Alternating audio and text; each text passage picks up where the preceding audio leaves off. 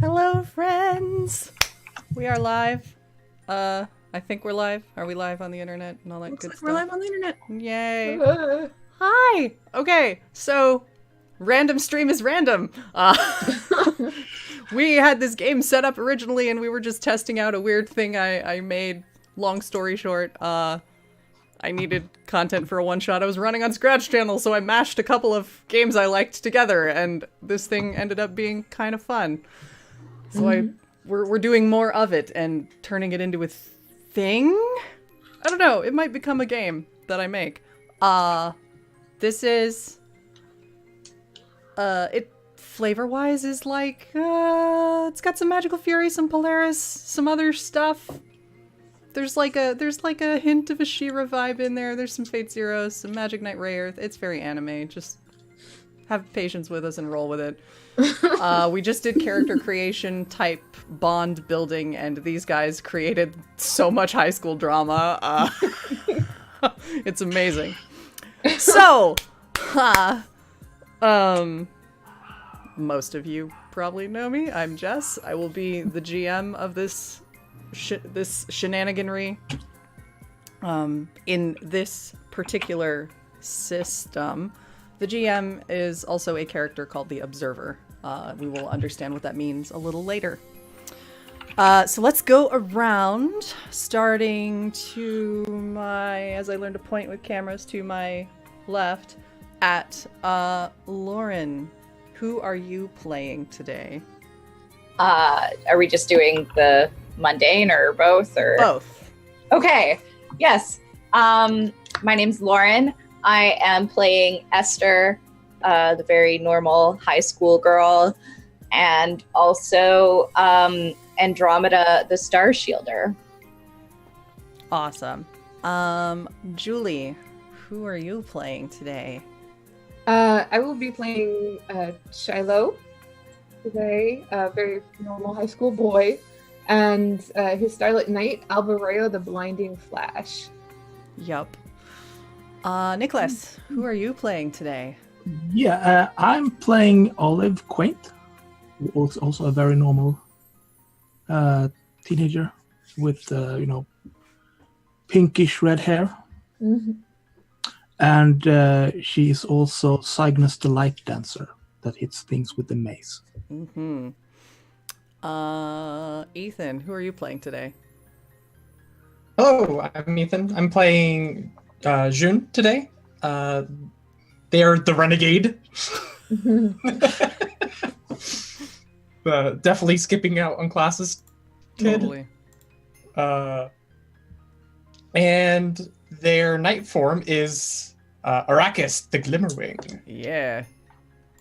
And last but certainly not least, who are you playing today? Hi, I'll be playing Ari, a perfectly normal anime high schooler who is basically a shonen protagonist, but like a little bit more on the dumb side, maybe. But long ago, she was known as Svika, the Radiant Valkyrie, sword girlfriend among sword girlfriends. Yep. We like sword girlfriends here on this channel on twitch.tv. So It's a bit of a thing. all right. Yes, so we're gonna just jump right in because this is gonna be a relatively short game, and we shall see what we end up with.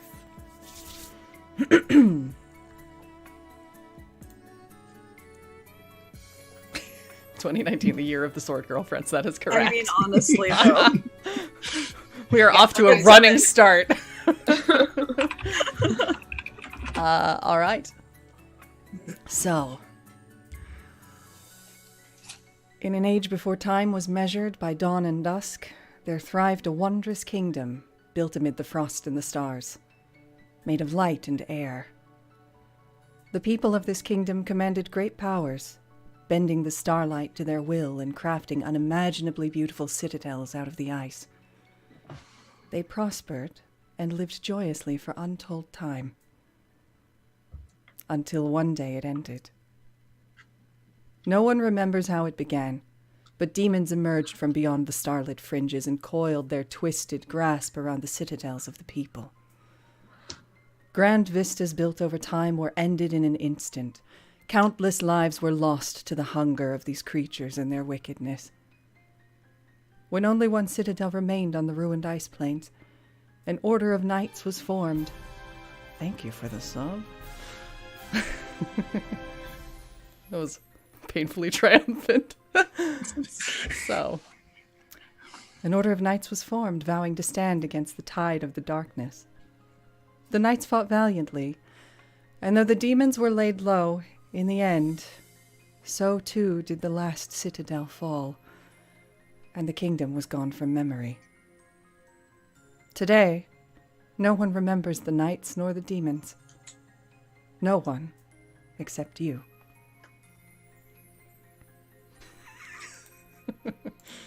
So, as we move on to the modern day, we see 5 friends together at a cafe, sitting outdoors, sunshiny and bright on the weekend.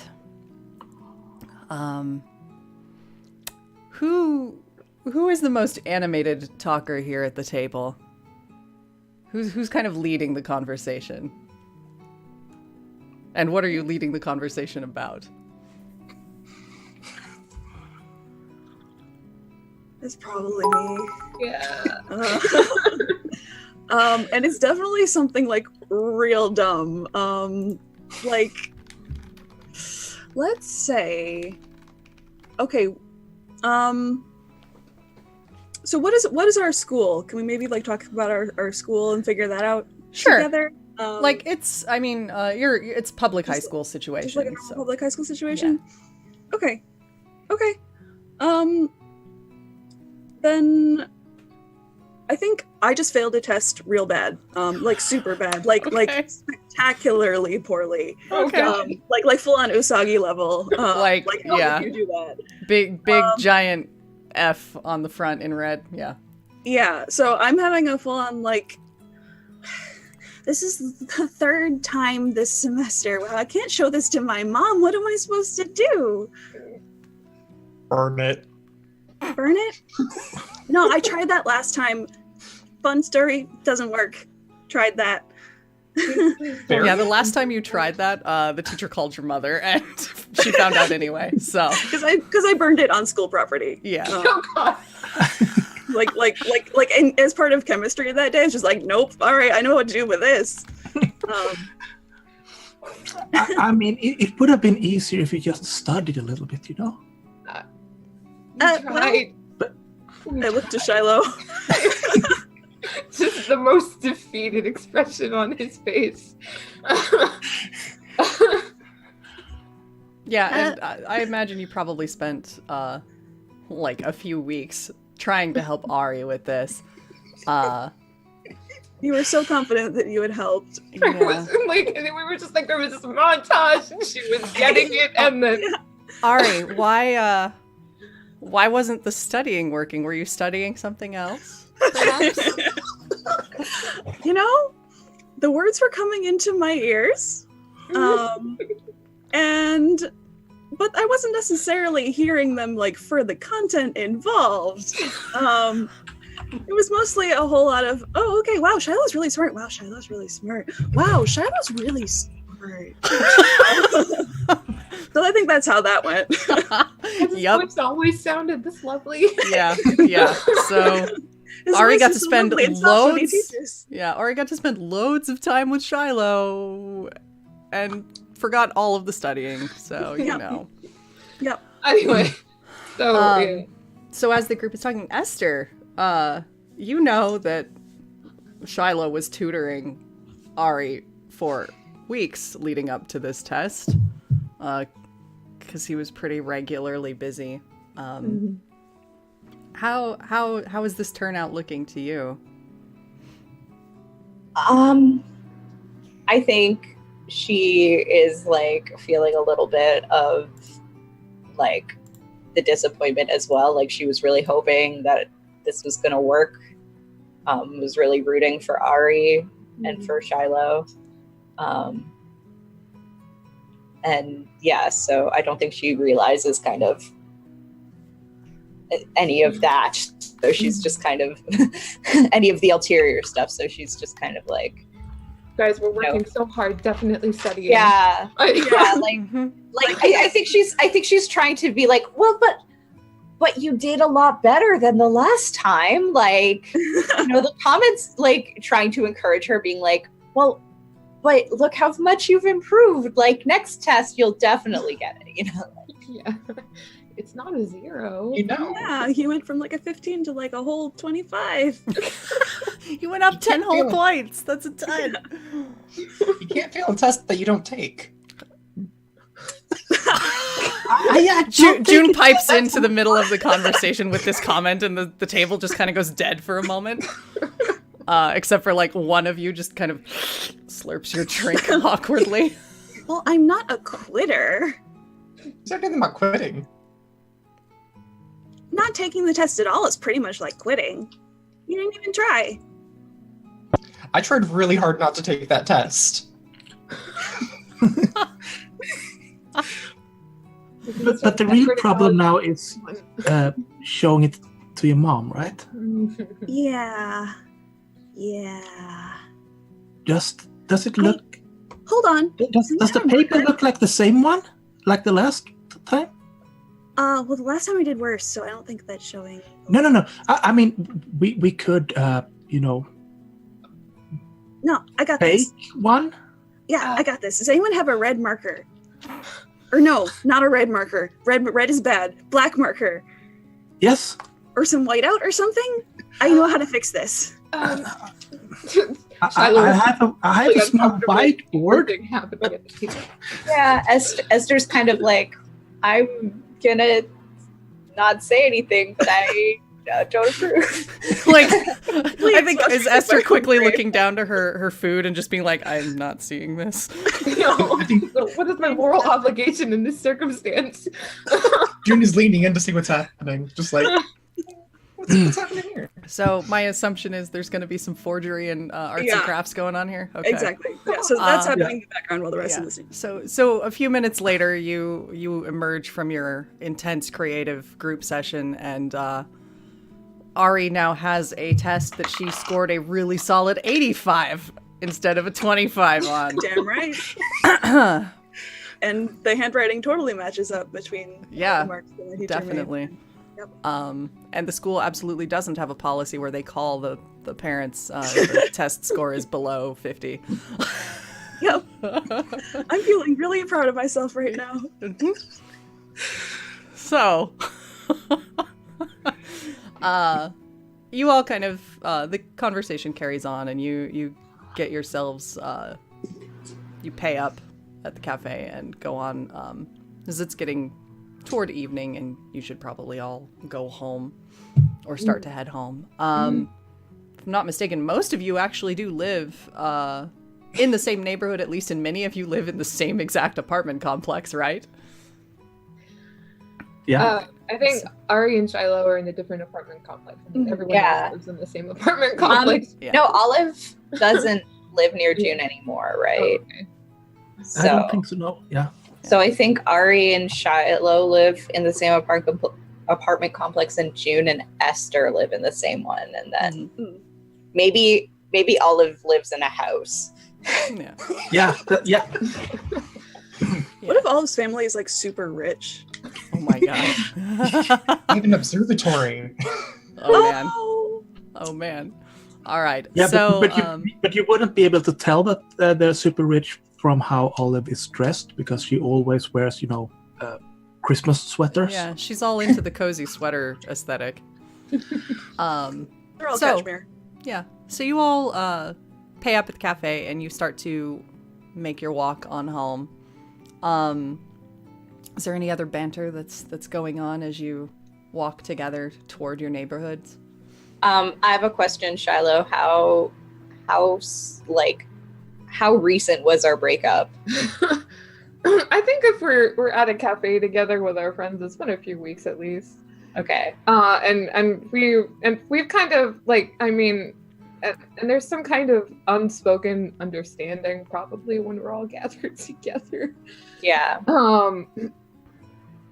So I think during the whole cafe scene, Shiloh and Esther were probably on like opposite sides and corners of the table, not really Yeah. looking Like at seated it, at talking to opposite each ends. other. But everyone's trying really hard to everything. Does everybody know about A, the fact you were dating in the first place, and B, the fact that you're now broken up? I mean, I definitely do. Yeah. Um, I think like Ari and June know. What do you? Shiloh would have told Olive because they're best. Yeah. Yeah. So Yeah, I think so- everyone knows. So, Maybe- somehow maybe- or another, it's gotten around. Yeah. Everyone knows, but no one's talked about it. Yeah. It's the elephant in the room. Great. Yeah. Yeah, because we're a bunch of high schoolers. We don't know how to communicate. Please. I mean, outside of notes, I mean, can you even communicate properly? Snapchat. Yeah, exactly. Oh no. Oh boy. Huh. So, yeah, you all make your way down the street, and this is a fairly typical weekend kind of evening for you. You all go out for a little bit to hang out, and you make your way home together, heading toward the same neighborhood.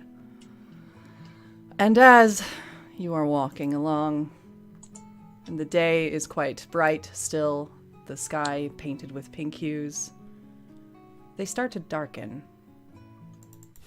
And it grows more sudden. The sky starts to darken deeper and deeper, as if a storm has moved in. But it feels different. There's an unmistakable feeling of fear that slithers up your neck, nameless and without a clear source. Before you, as you're all walking, the pavement splits open and darkness pours out of it. And you see a beast, crab-like and spined, dripping with kind of an icy mucus, roaring and seizing upon a pedestrian nearby, snapping them in half with a sickening crunch like ice against ice. I would like you all to roll plus to your mind stat to see how well you cope with this sight. 8. 11. 11. Okay. 6. Oh, okay. Well, all right. I do think before we resolve anything else that Esther has not even thinking, grabbed Shiloh's hand. Oh. Okay. Oh. All Sarah right. definitely squeezes it consciously. Okay. So, all right, I'll need you all to give me your numbers again, since we're not using a Roll20 to track them. Yeah, perfect. Throw them in the chat. Okay, a 7, a 6, an 11, an 11. Wow, power of love right there. Aw, oh no. Okay, so those of you that got an 11, you are outwardly, at least, you are undaunted and are standing firm. The rest of you, you are all a little bit shaken, but you also managed to hold fast. So you're all kind of standing there a little stunned, and probably inwardly quite terrified, but you're not, running away screaming yet. In half? Yeah. You're not, it's not right up in Right. front of you per se, but, it's scary. Definitely the thought of I'm sure I saw a boss monster like this in an MMO once. This doesn't happen in real life. What's going on? Dreaming. I'm holding Esther's hand. I must be dreaming. Yep. So, and this thing swings around and kind of looks for other people, and people around the street are screaming and fleeing, and it's gone from practically evening to night. It is dark, and this thing swings one of its huge claws out and just shatters a lamppost, making the street even darker. What do you all do? I think we're all kind of frozen right now. Yeah. All right. Go ahead. Which of us is the first to kind of break out of that sort of shock moment? Let's see who. Well, you got the highest out of the three who are not clinging to each other. Yeah. So I would say probably Ari. Okay. All right. Then I suddenly snap out of it. Guys, we gotta get out of here. Come on! And I herd everybody and kind of like shove who I need to and try to get us getting the hell out of Dodge. Yeah. Turning and pulling Esther along. Yeah. And unfortunately, because you shouted at your friends, it heard you and it turns, and you see these like bright, glowing, icy blue eyes focus in the direction of all of you. Oh. And then it seems to lock its eyes on June. And one of the claws starts to snap. It's you! No. And it starts to run at all of you. This thing is extremely large. We're talking like kaiju size. So as it starts to move its crabby legs, it's like puncturing the pavement. But it is slow because it's quite large. Alleys. Yeah. All right. Can we roll to nope? Is that a thing we can? Yeah, you can roll to run the. You can roll to run the hell away. Yeah, that Let's sounds. roll the run away. That Let's sounds perhaps do that.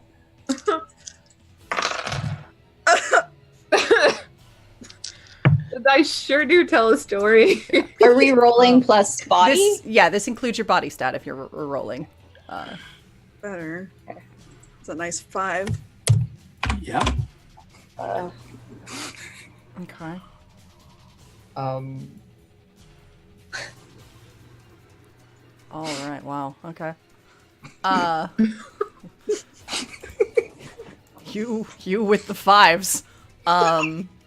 Who got the 5s? Okay. So do you think? All right.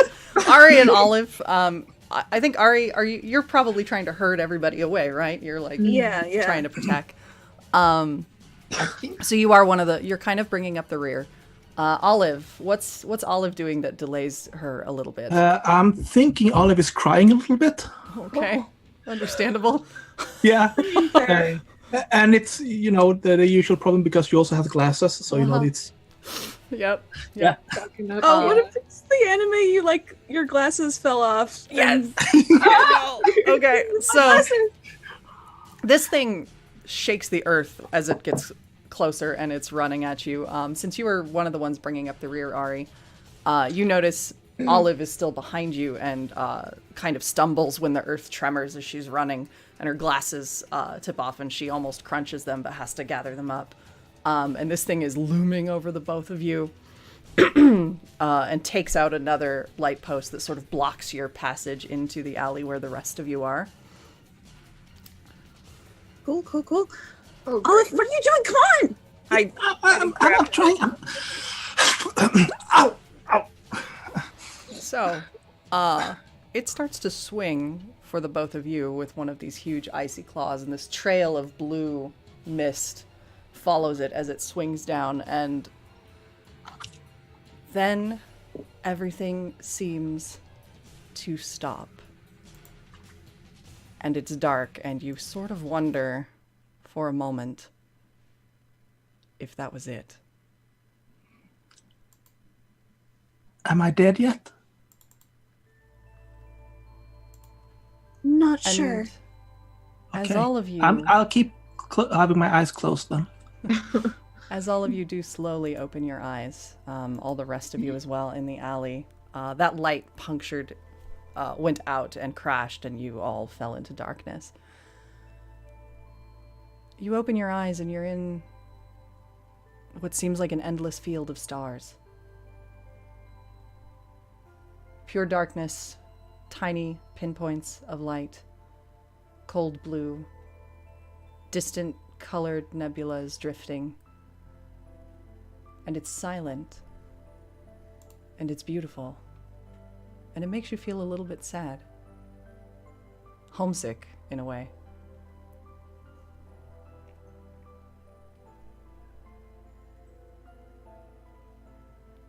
What do you do? Are we together? Guys? Yeah, you're all standing there together. Olive and Ari are just a few feet away, just as they were Yeah. back I think in the real world.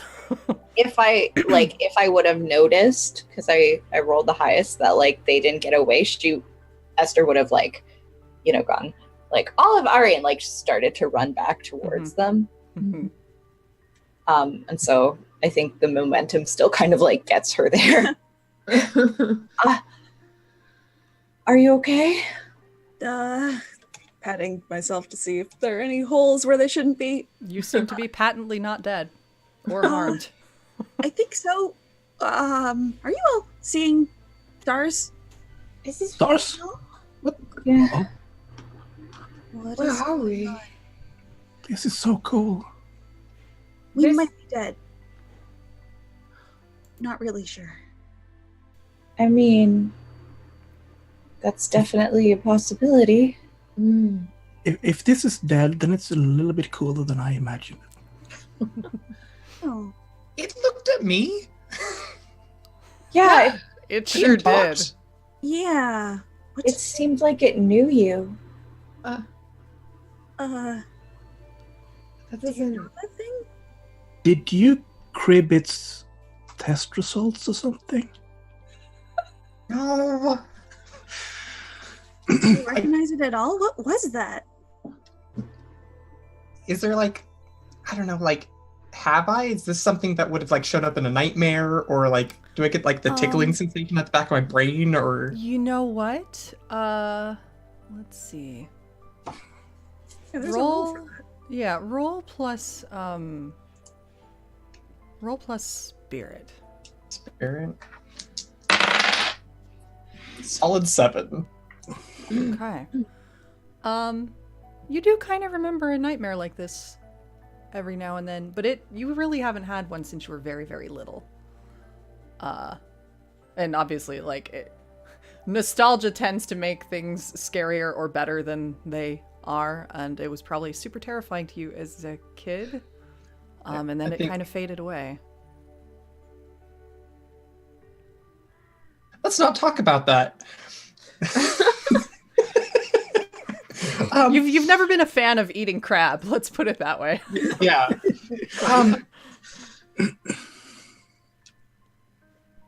Okay, so we need to find out where we are. I tried poking the ground.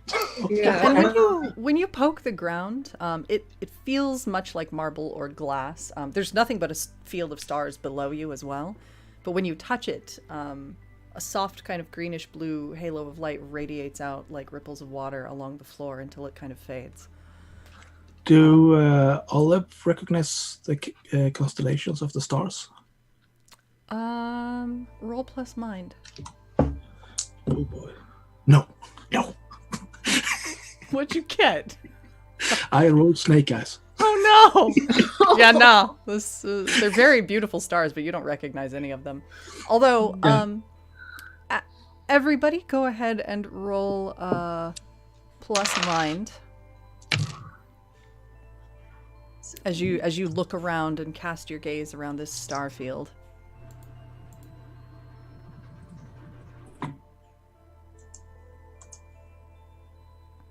Okay. So, I'm trying to figure out where this started at. Who was the first to roll? I got a 7. Okay. Yeah. So 7, 9, 10, 9. All right.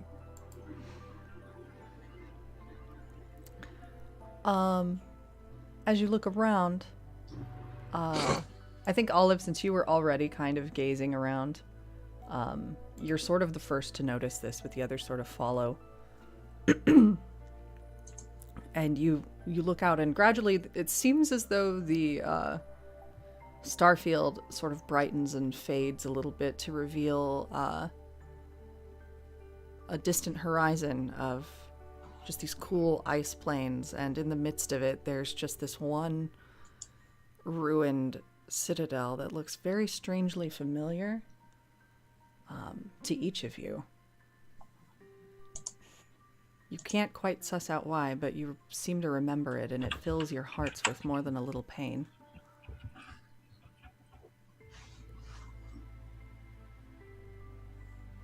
Check it out. Yeah. I mean, it's the only thing here. We should head towards it, right? I mean, Esther has still not let go of Shiloh's hand. I don't I think mean, if we are dead, it can't get any worse. that's Maybe somebody could help us? Yeah. Ari has already started walking towards it. mhm. Almost trance-like. Okay. Yeah. So I'm very taken by all of this. Yeah. Yeah. And with each step you all take, you now notice that at any time you newly touch that floor, that echo of a halo kind of disperses and sort of lights your path, and takes a bit to fade. It's very hard to tell or figure out the passage of time here, but eventually you do find yourselves closer to that city and in this ice field. And you pass through, and everything is very, very quiet except for soft gales. And you keep walking, and you find yourselves inside what to you, Olive, looks like it might resemble an ancient observatory, because there's a large dome and it's fairly open in the top, so that you can still see the stars and celestial bodies. And everything it's all made out of a substance you can't quite place. Everything is very smooth and glassy and dark. And the effect is the stars and light that sort of pour in kind of reflect against this surface and still make it resemble sort of where you were. You do see some symbols that are strange but familiar, but you can't quite suss out their meaning, etched into the various side walls of this circular chamber you're all in. What do you do? Anyone else feel like we've been here before? Yeah. Yeah, I've I've seen this before, I think, but I can't. And I will trace the writing. Okay. Yeah, as you start to trace the writing, that soft blue light fills those structures, and it remains this time as you trace it. And there's a soft hum that starts to permeate the room, the more of them that you fill in. Is there like a central area in this room, like some sort of centerpiece type object or structure? Yeah, as you look, it was almost easy to miss because of how everything is just this solid dark color and reflective. But when you take a second look, you see kind of a plain pillar in the middle, on which another symbol is etched, some strange circular mark. I walk up to that, and if I don't recognize it, I will do the same that Olive did to the symbols. Yeah, Okay. and as you do, you start to see it become filled with light, following the trace of your fingertip. And once it's complete, all of you can see the incomplete symbols along the wall start to rapidly fill with light, and the chamber grows much, much brighter. And starts to sort of hum with a soft song of life that feels oddly familiar. Comforting, but there's still that measure of sadness that is dragging at your hearts a little. There's something missing. I look. Someone else should be here. And then you hear, it's almost a short and in the middle of that pillar area near it, a figure appears into life, cloaked in blue, humanoid looking but sort of indeterminate as far as gender or appearance. They appear to just be wearing a long hood and Their eyes are brilliantly blue, almost completely filled, and they sort of seem to be made of starlight and framed by it. And you notice they are slightly transparent, and occasionally there's a glitchy flicker, like it's an image that's not quite able to maintain itself. Welcome, knights. You have finally come. I will look behind us. Where are these knights? Sorry, where are we? It's a dream. It is not a dream. You have been plucked So we're from your dead. home. Temporarily. The demons have awakened, and so too must you. The demons. I don't understand.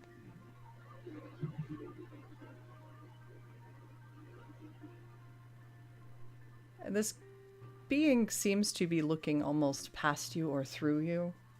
They occasionally will gaze at each of you, but it's almost as if they are looking at something beyond. It's unsettling a little bit. Yeah. Definitely feeling that. Yeah. Esther's gonna let go of Shiloh's hand and walk towards the figure to see if she can touch it. You reach out and touch, or try to touch, and your hand passes right through this image. I am the one called the Observer. I have been left to maintain the memory of this citadel, and to wait for the day when all of you would need to be awakened again. That you have found yourselves here means that there are demons running loose and in need of being put down.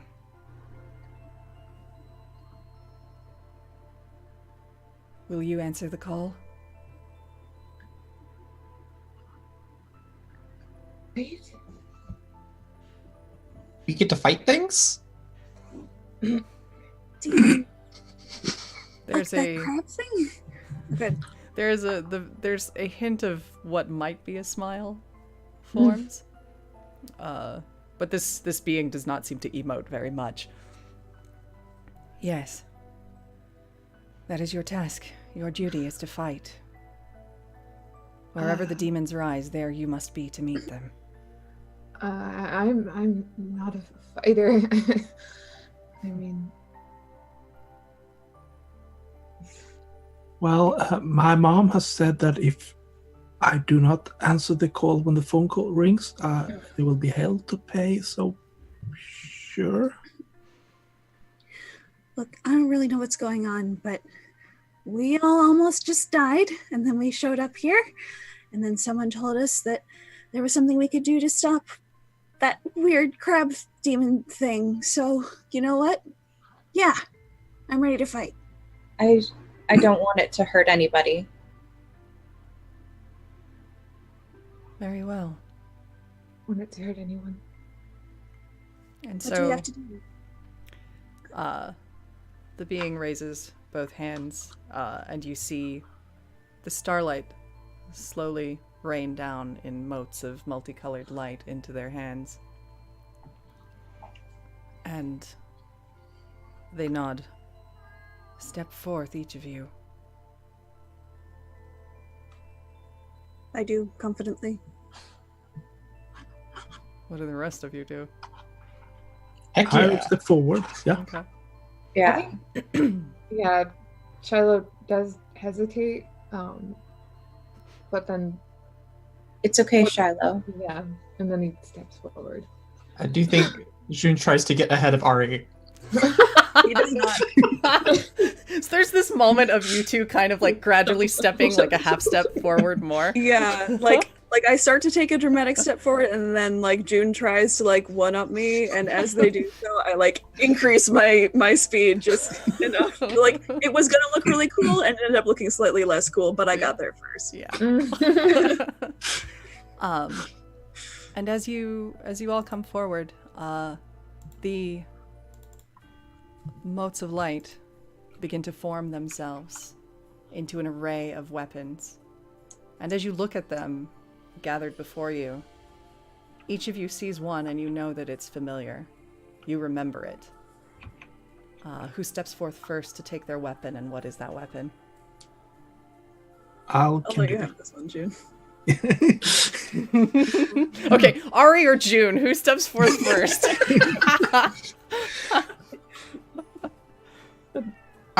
Because in the fiction, you grabbed first, so I think you went for the sword. We both went for the sword. You got the sword. And then I'm like, and then I just grabbed the gauntlets. Did you like a full on like fake this is totally what no, this one. the sword gauntlets. Okay, so Ari grabbed the sword. Mm-hmm. Okay. If you would like to describe the transformation that occurs as you take this weapon into hand. Excellent. Okay. So yeah, I take this sword, and I think as I do so, it starts to glow.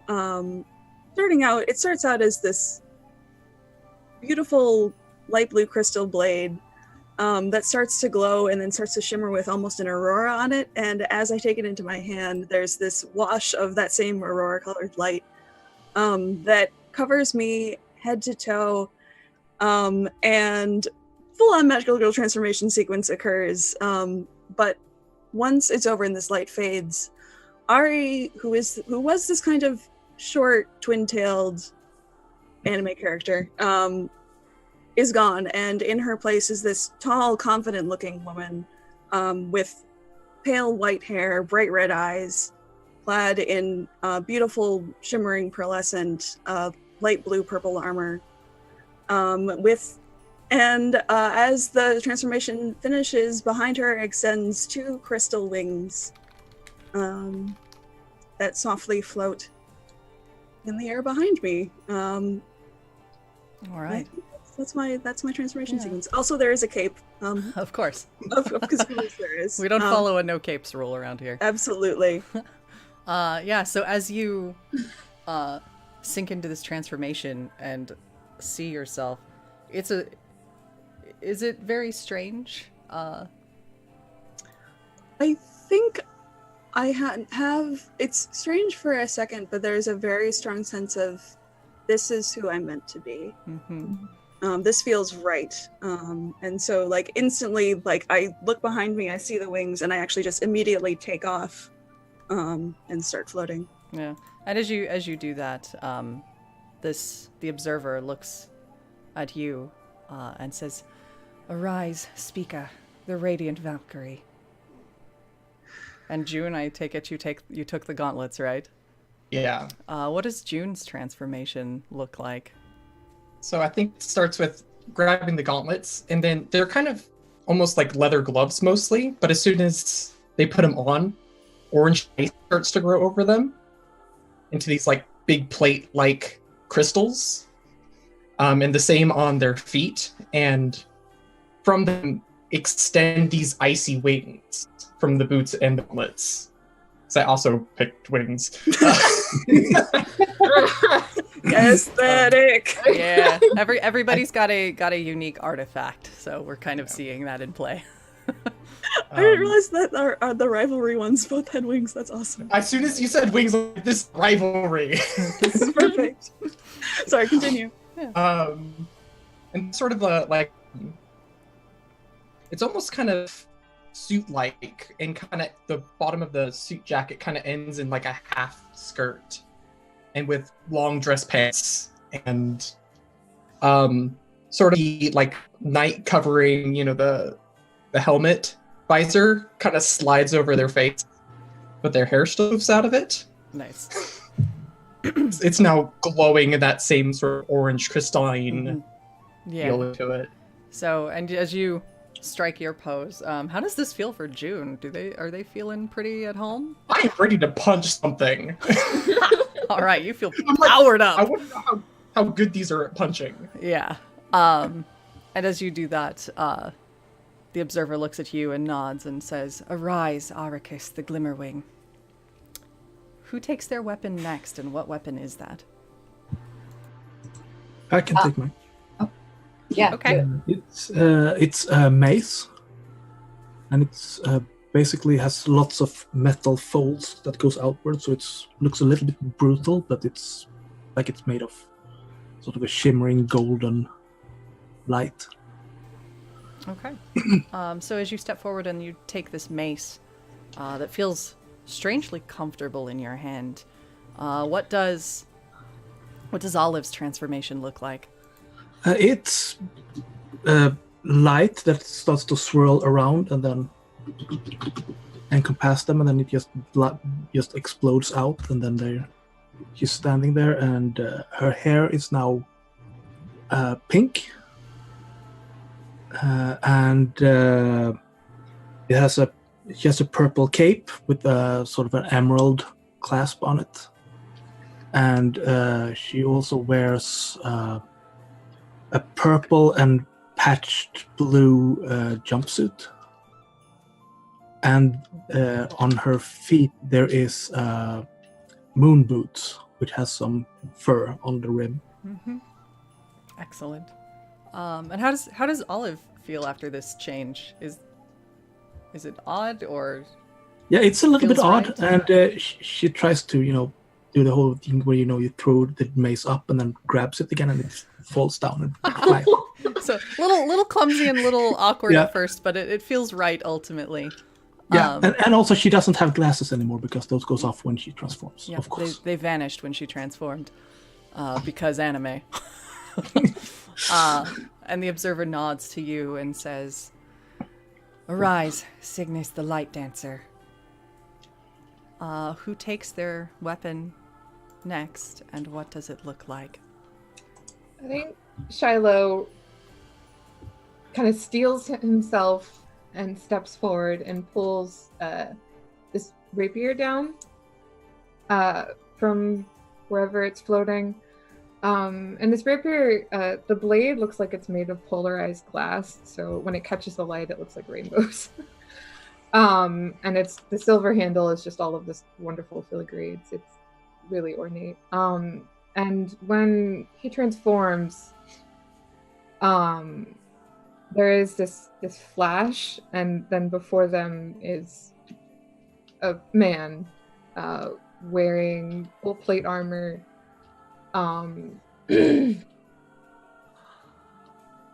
That is this dark kind of gunmetal gray, I think, and this long flowing green cape behind him. He has long hair that's bright, almost like starlight, tied over his shoulder. Nice. And how does Shiloh feel after this rather significant change? From small, soft boy to this guy. Yeah, because I think I'm like, Shiloh in like 20 years. From small boy to Bishonen. yeah, no, exactly. He got the show unified. He what? He feels he does look a little uncomfortable, but it does feel right, and he settles a little more the longer he sits there with it. All right. Deepest apologies. There's a vacuum going right outside my room. Hopefully it's not too loud, friends. And as Shiloh, you stand and are adjusting to this change, the observer looks to you and nods and says, "Arise, Albereo, the blinding flash." And there's only one weapon left. Yeah. Esther, what do you do? Esther's a little taken aback by all of these transformations and is more than a little taken aback by Shiloh's transformation, and is trying very hard to pointedly not look in his direction. Ari's not.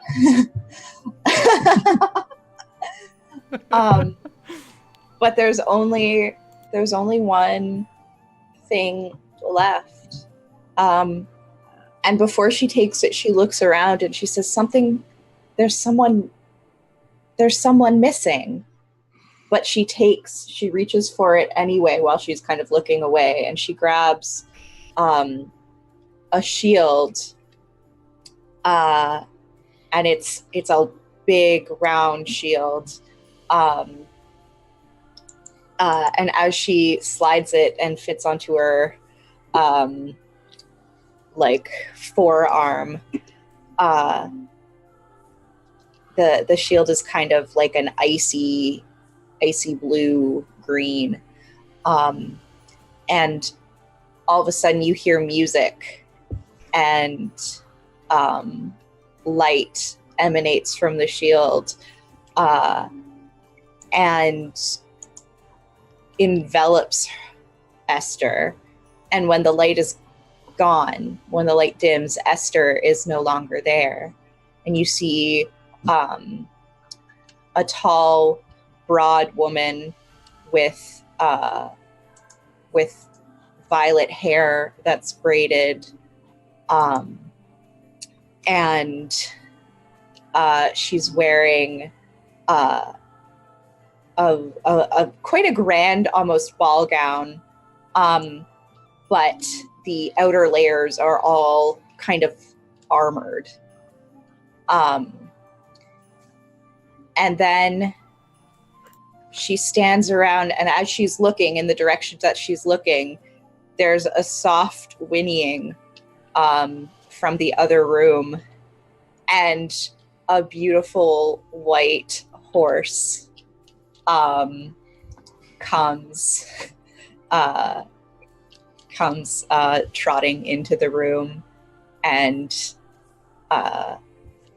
goes right up to Esther, and nuzzles their neck, or nuzzles their nose into her neck. All right. And as you're there, how is Esther taking this transformation and her new horse, apparently? I think as soon as she sees Aurora, things feel right. Mm-hmm. And she just like the feeling of this horse, just everything kind of snaps into place, and she doesn't quite understand, but she knows that this is, and she was never a horse girl, but she knows that this is her. Mm-hmm. This horse is a part of her. Yep. And she feels complete in a way she hasn't before. Okay. And as you are there with your steed, and everyone else is standing there transformed, the observer nods to you and says, "Arise, Andromeda, the Star Shielder." And you are all there, and you begin to recognize these forms of one another. You know who you each are in daylight, and you remember these unusual forms more than a little as well. And you realize, whoever you were, you knew each other then too.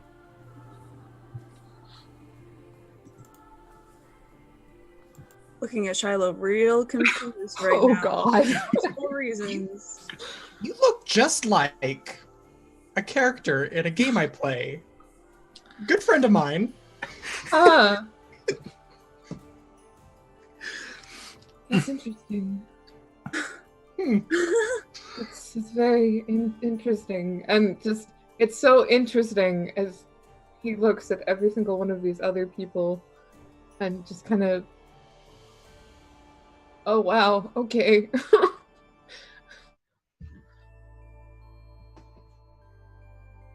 So, Well, go ahead. Observer, that was your name, right? That is what I am called. Right, okay. What do we do now? How do we fight the demons? Where do we go? How do we get out of here? I called you here and have briefly halted the advance of the demons, but I cannot hold that power for long. You will have a little time to spare and deal with it without harming the people of this daylight world. I will send you back when you are ready. But be vigilant, for they do not operate alone. The one you have seen is but one that may be around. Nodding, knowing, but not quite knowing, but knowing. Esther Andromeda really turns to Ari and says, "It's you. It was always you."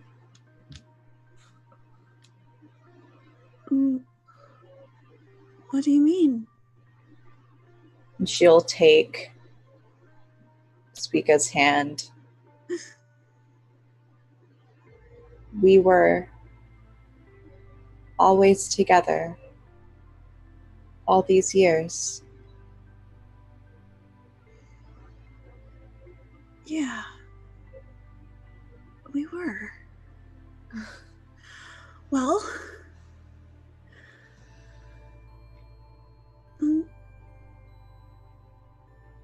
let's keep going. Okay. Come on, we have people who need help. Yes. I think that's what we're here to do. That's what we've always done. Yes. And so Okay, send You us all- back. you all Okay. gather around. And as you Esther say gets that- on her horse.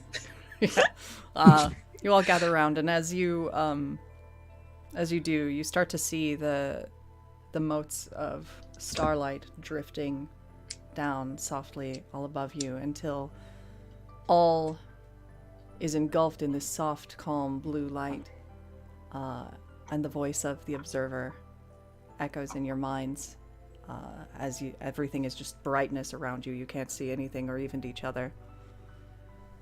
Be well, knights. Stand against the dark. Stand together, always. You will succeed.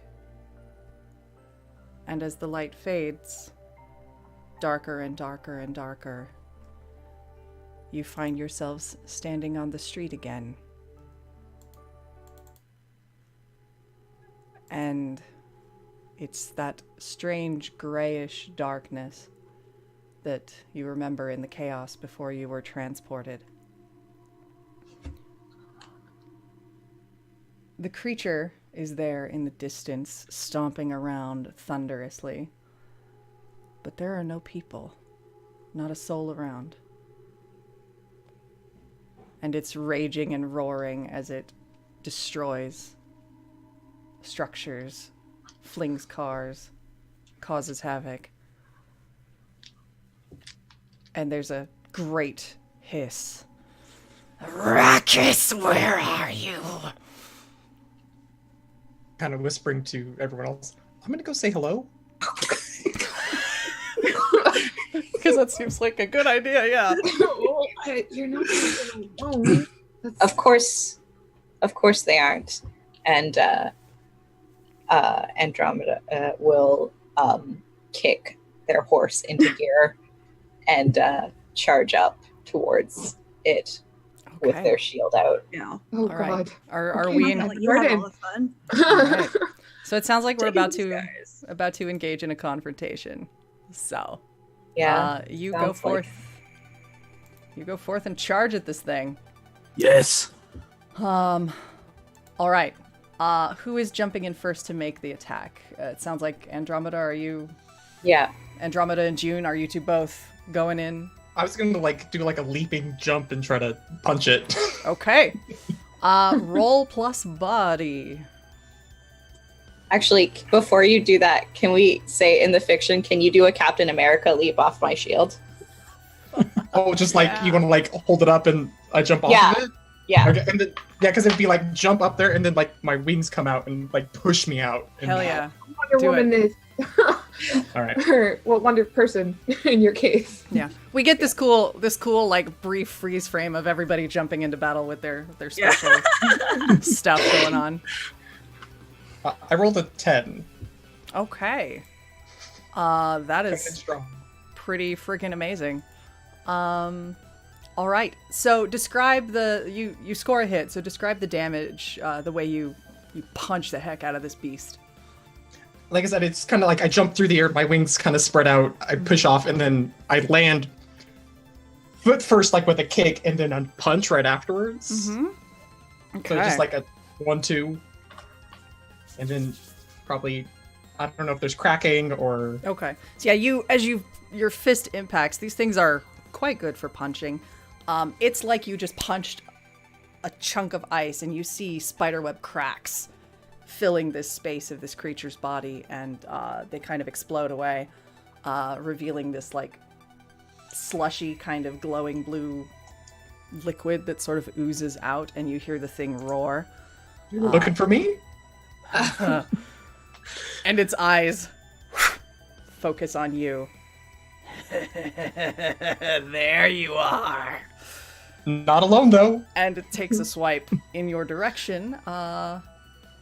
You can choose to defend yourself, or someone else can jump in and defend. What would I'll you all like to defend. do? Okay. Are you using your shield? I am using my shields. Okay. Roll plus body.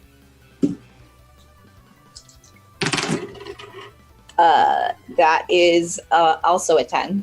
All right. Yeah. Not a scratch. What does it look like as your shield defends you both from this strike of this thing's giant claw? I think, like, it's a large shield, but there's just like it looks like it should have break in their arm. Mm-hmm.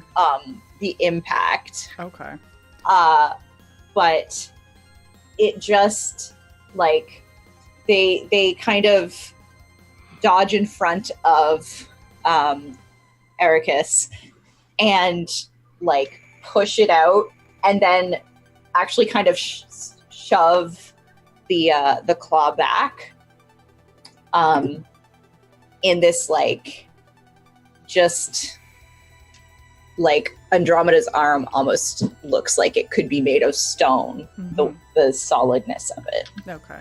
So yeah, as the shield just completely blows this creature back, and it staggers with this sort of like boulders and ice cracking against the pavement. And it is kind of on the back foot. What do the rest of you do? It's looking pretty hurt. I think I'm like right behind June as soon as I saw them flying in. So I think as this thing, as I see it stagger back, I fly in with my crystal wings trailing behind me, and just go, oh, come on, show off. And I'm going to swing in with my sword and try to cut its legs. Okay. So you're gonna try and cut a few of those crabby legs off? Yeah. Roll plus body. Let's make some crab legs. Anyone for crab legs for dinner? Plus Yes, body, please. that's not, Sure about these crab legs. not awful. 8. Okay. All right. So, what does it look like as you swing in? Because you do manage to do some damage, but you are going to be worse for wear out of it. So Sure. it manages to hit you too. Oh, okay. How about this? Okay. So I swing in with my shining crystal sword, which leaves a trail of aurora energy behind it. And I do manage to sever some of its legs. And as I do so, I go, oh, that was awesome! And then I look up and realize I'm right under this thing. And it just lost all of its legs. It's about to come down, and I'm right there. Yep. So yeah, it's coming down rapidly on top of you. You may not have time to run. Olive or Cygnus and Alvareo, what are you two doing? I have a question. Yes. How bullshit can I get with my moon boots? As bullshit as you want. This is an anime, okay. Please. Yeah. So I'm gonna shift my gravity so that I fall towards him, the monster. Okay. So I'm falling across the ground Okay. like that, and then swinging with my mace like a bat. And I'm just gonna punch it Okay. So you're just gonna. and hopefully beat it out of the path where it's going to crash. Okay. So you're kind of trying to aim to like knock it back from and tip it the other way. Yeah. All right, go ahead and roll plus body. Roll to timber. That's an 8. Okay, No, 9. even better. Ari or Spica, you are fine.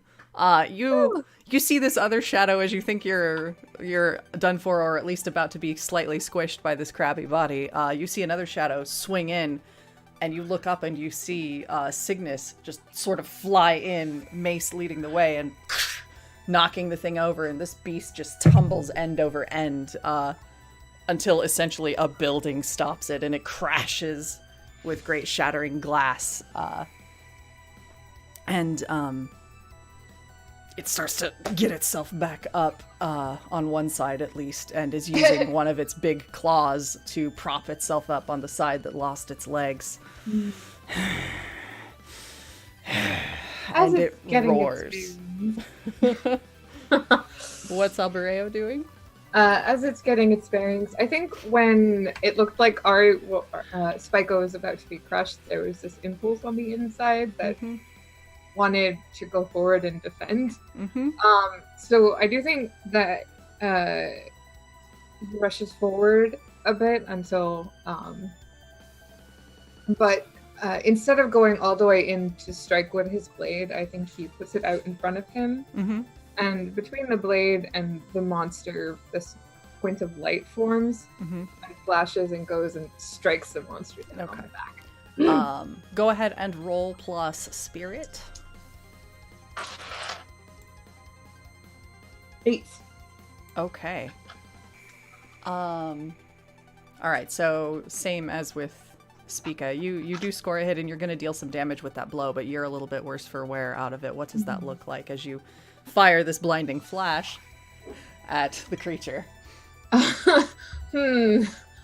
Well, he's not close to the creature. I think a physical obstacle gets in his way. Sure. Yeah, we'll say there's like because this thing has been destroying the landscape. And there's just one of the lampposts that it had destroyed is sparking, and your flash kind of throws some of that back in your face a little bit. Okay. But it does clear and impacts and explodes in front of the creature, and you hear it cry out. It gets up, and its eyes are searching around, and it lands on you, Arrakis, and it just starts charging at you with a roar. What do you do? Does it have a mouth? It does, kind of. It has a mouth with a lot of razor-sharp teeth in there.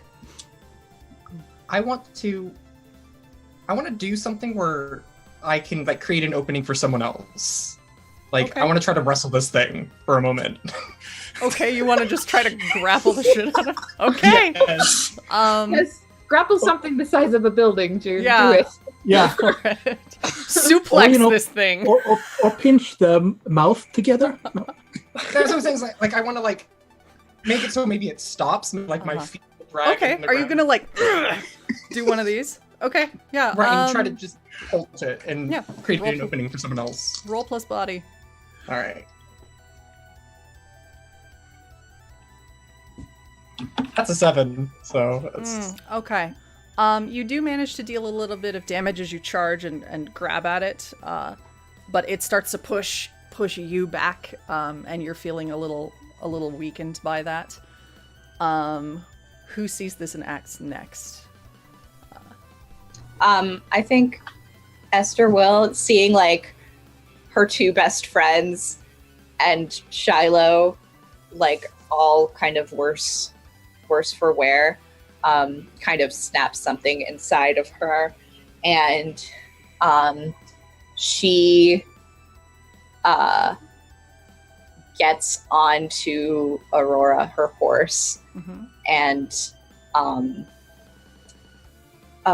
starts galloping towards the creature, and then kind of takes a flying leap off Aurora's back and tries to just like shield bash. Okay. Level shield bash, cool. Yeah. Go ahead and roll plus body. Okay. Oh God. Oh, okay. Well, I rolled a 5. Okay. And I'm going to sacrifice my 1 SP. Okay. Um, You only have one? yes. Okay. Yeah. So if you do that, you will Yeah, I know. transform. I know. Okay. Oh God. All right. I'm ahead. gonna give whoever's next a +1. Okay. All right. So what does it look like as you try to block the shield bash this creature, and just are you punching it full of your magic Yeah. power? Okay. Yeah. I think Um, she's kind of like just screaming at it, and I think it's ready for her, and just kind of that's Yeah. So you That's go her. at it and just go in all full, your shield aglow with light. And there's this clash as the claw meets it, and kind of this power explosion that blows you back. And we see the shield kind of clatter away. And then when we look and we see where Andromeda is, you all see Esther lying there, more than a little dazed and no longer transformed, and the horse appears to be nowhere to be found. And the creature, its claw is just cracked and shattered and almost useless, and it is casting about at each of you, but it doesn't look like it has much fight left in it. Mm-hmm. One of you has an opening. You can take a +1 to your next roll. Who is going to act? If I just saw Esther / Andromeda get hit, I am furious. So I think it's probably me. Okay. What do you do? So for the sake of the narrative, I think if I saw Andromeda getting just batted into the air, I probably took off to catch her, watch her detransform, set her down, and then if I can, having seen Shiloh just do his bolt of light thing, I think it's sets Andromeda down, full on anime glare, glint in the eyes at this creature, and then I just point my Aurora glowing sword at it and just fucking Excalibur this thing. Okay. Yeah, so you get ready to cast a brilliant radiant glow of light. Go ahead and roll plus spirit since you're doing a magic blast. So weird to be good at this. Oh hell yeah! That's a 10. Okay. Yep, that is incredible. And describe how this looks as this just completely finishes off this creature. It did not have much fight left in it. Yeah, so I point my sword at it, and there's this glow. Well, it was already glowing, but the glow goes stronger and stronger in pulses. And then suddenly there's just this beam of greenish blue light that envelops this creature, and it glows brighter and brighter, and then just shatters into a million pieces of ice. Nice. So that goes. Okay. And they're now raining down, sparkling. Yep. All over the place. And it looks very, very lovely.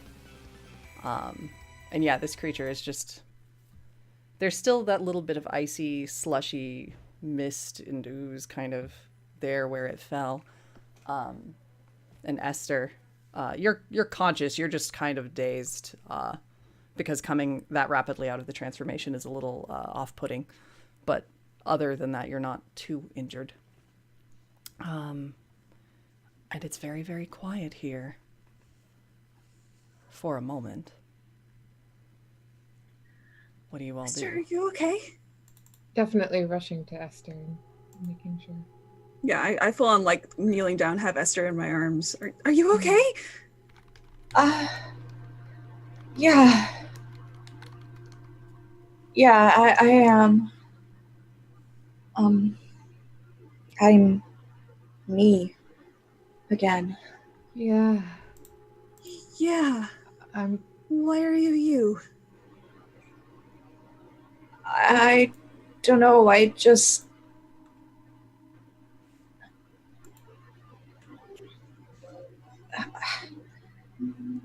I don't know.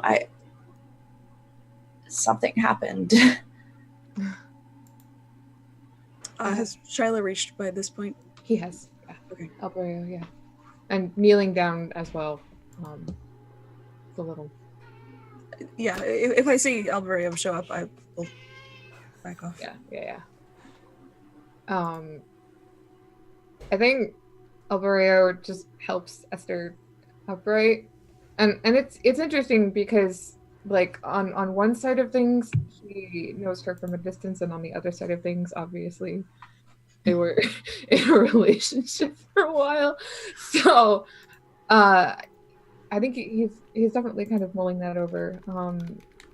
And it's just a question of what do we do now? We can't just go deal with this with you like this. It's not safe. I don't know.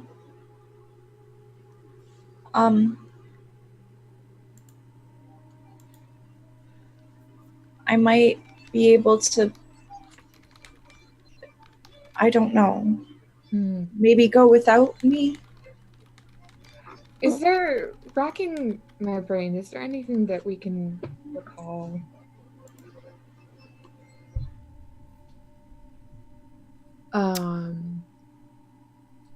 As far as do we know how to... the way? Yeah. Is there anything we can do to recall exactly what's going on here, and if anything can be done about it?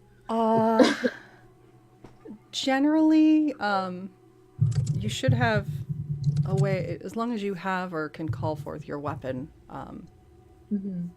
you should be able to transform, but you can't seem to find her shield anywhere. Oh boy. Okay. It seems like it just got knocked away. But it might be in the area. All right. Okay. Search parties. Excellent. Oh yeah, I'll take up into the air and see if I can use my Valkyrie Eagle powers or something. Can I see if I have those? All right. Is that a thing I can roll spirit for? Yeah, sure. Roll for Eagle Vision? Yeah, roll for Eagle Vision. I do not have Eagle Vision. Oh no. What did you get? I got a 5. Okay. Well, Using? you tried. You tried. Yeah, you're all kind of casting about, and before you actually find anything, a voice calls out from some distance away. Were you looking for this? I'm sorry, Julie. No, you're not. I was gonna say. You wanted drama, you get drama. You made this. Friendly reminder, these guys all made their own villains. Not my fault. So I think like this jolt of just icy dread shoots down Alvareo's spine when he hears that voice. And he quickly turns to look and see who it is. And as you all look, you find yourselves surrounded by these myriad shadows that just sort of kind of glob up from the pavement and the darkness, and you are completely surrounded by these. Cygnus, you remember these creatures well, or this creature. You were never really sure. Oh no. How does this, seeing these again, feel to you? Do you remember their name? Yeah, I think I don't remember the exact name. because I don't doesn't I got connect it. with, yeah. Oh no. Hey. And standing on a wall not too far away, under one of the few functioning streetlights, because he must have a spotlight, you see a man with long pale hair tied back in a ponytail, brilliant red eyes, wearing a attire that sort of stylistically seems to resemble a suit. It's got his long sort of dramatic tailcoat along the back, and everything is framed with crimson. And he's holding the shield aloft, floating above his hand. Esther stands up. That's mine.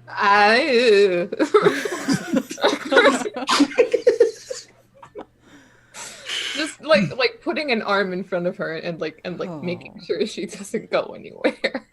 Oh, that's precious. My dear, you shouldn't drop your toys. Someone else might pick them up. Give it back, Pavonis. No, I don't think I will. But of course, if you'd like to have it, you can come with me, my darling. And he extends a hand out to you, Esther.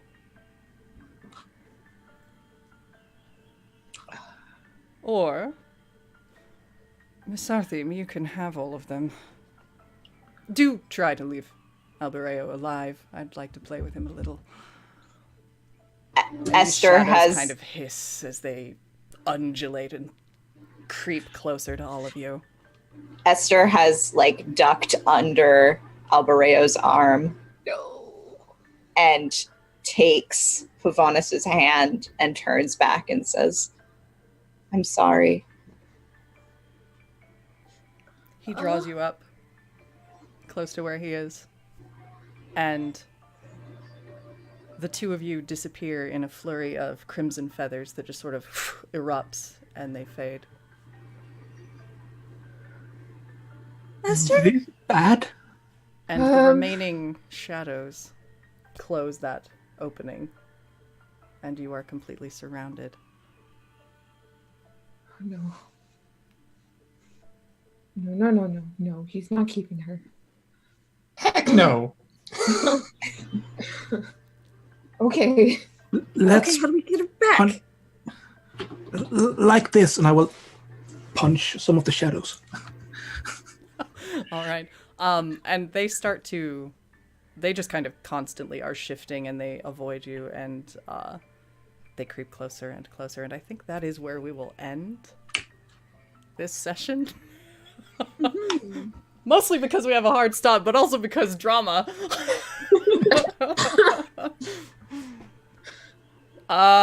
So we have a little bit of time left and we can talk about the game and whatever the fuck all this is. I think. Let's get away from the creepy music though, shall we? Well, I mean, How are we all feeling? oh my gosh. It was great. Yes. So full disclosure, Julie has played this once before because I did do this for a one shot on New Year's on Scraticus's channel. We punched through a lot of content. This group is all about the character drama, so we tailored accordingly. Thank you guys for being my guinea pigs. Great. Yeah, anytime.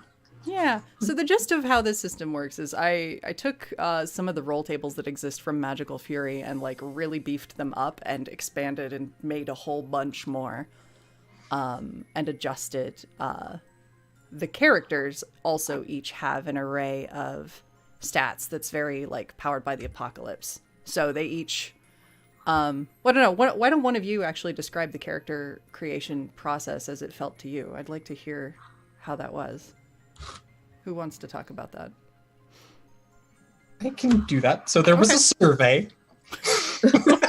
I sent a mysterious survey that was like, here, came make your in the mail. character. With lots of options. Yeah.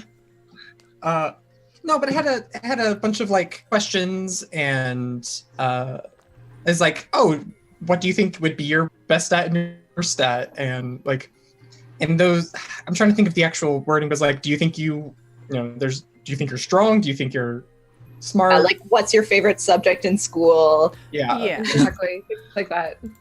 And then that kind of all went into like what our body, mind, heart, and spirit were. Yep.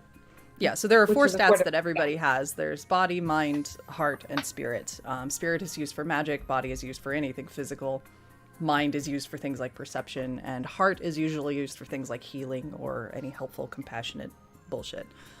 So yeah, there were questions like, what are you most known for to determine your highest stat?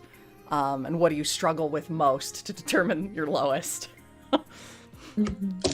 And then there was a lot of like just character prompts, just like to really get us in the minds of the character, like deepest wish and darkest fears. And then there were a lot of questions on the bonds that we built. Like before the session today, before we went online, we talked like, we had a lot of crazy drama interactions that in part came from the questionnaire, because we're like, oh, I'm interested in this kind of relationship with somebody, and that created a net of drama. Yeah, we all picked the most dramatic options because of course we did. Yep. That's why character bond formations took us like an hour. And it was beautiful. Like, how do we make this hurt? And then we had to have a 5-minute break because we realized, no, this is like real high school. God damn it, what have we done? Yeah, it got a little real. Yeah. And there were a couple other things like talking about our magical night, because there's like image color. Our elements, we got to pick from a list. It was like there was frost, air, starfire, song, Light. Yep. battle 5. Yep, that's it. Okay. But picked a weapon. Yeah, they basically got to choose, like, describe whatever their weapon was. The question was literally, what form did your weapon take? And then they each got to choose from an array of artifacts, which were kind of, the original set is cribbed from Polaris, but I left a space where they could create their own. Nicholas, you created your own. Yeah. And then obviously, we ask for pronouns and things like that, and then choose a name that is like a star. Their title is a thing that I would create for them after I had gotten their entire completed survey based on all of the things they built. And the other piece, as I alluded, the villains are not my creation per se. There's an entire section where I have them talk about their nemesis. So basically their supervillain amid the demons. Which they basically, I have them, say, okay, what weakness of yours did they discover? What's their favorite method of laying their victims and rivals low? What weakness of theirs did you discover? What frightens you most about them? And then I have them tell me about how their last encounter turned out with this particular nemesis of theirs. Who won, by how much, and what was the cost of that victory or that loss. And they gave me a lot of brilliant fuel. It's weird because when you're going through and you're answering those questions, you're not thinking super hard about it. But like whenever Jess made the character sheet and handed them back to us and we got to look at it was very striking. We're like, I generated this pain myself. What the hell? Why did they do this? Why did I not make it the villain of Flowers and Fluffy Kittens? Right? Yeah, and everybody, it's a very unique insight into the kind of things that the characters or the players like to have in terms of the action and the conflict. So that's been a really fun result of this experiment. Ethan? There is something But if you made a villain like was Fluffy, cute kittens, would you be able to watch kittens the same way after Yes had, Yeah. made a villain out of them? Yeah. There's a note that I want to make sure to mention. A question got brought up in chat. The night bonds and the kid bonds are different from each other. You Yes. can mirror them if you'd like, but obviously we decided to go the more dramatic route. Yep. Yeah, they are all similar enough that you can sort of see where they are very close, but you're not required to actually choose the same type of bond in both lives. Yeah. Because they are inherently separate characters in a way. And some of the bonds make sense to also mirror on the different characters, while others make sense to have different ones because we all view relationships different. Yeah. Yep. Yeah. And you have this like two-layered life situation happening and a two-tiered storyline kind of going through from these ancient days to your current self. Yeah. So like what we kind of alluded to it in play, but like Shiloh and Esther were like had recently broke up in Daylight, but in Starlight they barely knew each other. But Ari and Esther have always been friends, and Andromeda and Spica have also always been friends. Yeah. And Ari may have a crush on Shiloh now, but in the past they may have actually been a thing. Yeah. So we shall see. Drama. Yeah. Yeah. So I think that's more or less the sum of it. Mechanically speaking, it's basically just a really skinny, powered by the apocalypse type of system. So yeah, I'm just gonna keep hacking on this thing until it turns into more of a thing. I have some plans with the Observer to potentially have a little bit of like a Ryujin situation going on where they will have some powers to influence the narrative. Yes. Because they are not just strictly a GM thing. We've also tossed around, I have grand plans for players who want to, kind of a Polaris-esque situation where you each trade, and rather than just me or the GM being all of the villains all of the time, different players can be the villain to other players. So we might test that out at some point as well. Yeah, I like that you can make a system that actually have both GM and if you want to be GM-less, because otherwise, most of the time you pick one when you design a game. But it's really good because then if someone wants to be a GM, you can actually have one that controls everything. Right. And the idea with the Observer... It might work a little bit better for long campaigns and stuff like that. But on the other hand, when you make a one-shot, it might even be more fun to just have we play each other's villains. Oh yeah, because everybody will be in on the action, and it's not just player versus GM. Right. Yeah. And the GM can be a player then, properly. Yeah, exactly. So it's still... This is like version 0. Point nothing. We'll see what it turns into. I've poked random folks on Twitter here and there, but for those of you who may or may not be interested in giving this a shot, I am happy to cull groups together and we can try some more. And you guys, thank you for being dramatic as hell.